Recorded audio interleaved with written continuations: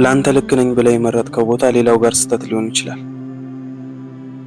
ከፈጣሪ ትእዛዝ አትውጣ እንጂ ያመንከውን ነገር ለማድረግ የሰዎችን አስተያየት አትጠብቅ።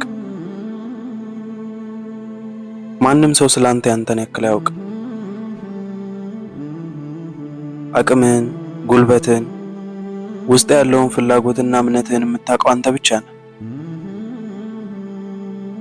ሰው ምን ይለኛል የምትል ከሆነ፣ የሰው አስተያየት የምትጠብቅ ከሆነ ድንገት ያሰብከውን ነገር ሁሉ ማክሸፊያ ቃላቶች ከሰዎች ሊወረወርብህ ይችላል።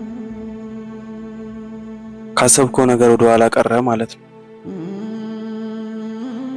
ሰዎች ጥሩ አድርገሃል እስከሚሉ የምትጠብቅ ከሆነ በይሉኝታ ወጥመድ ተይዘሃል። ብዙዎች ከብዙ ነገር ታስረው ወደ ኋላ የሚቀሩት በይሉኝታ ነው። ያንተ ይሉኝታ በራስህም ሆነ በሌሎች ፊት የፈጣሪን ትእዛዝ ካከበረ ለሰው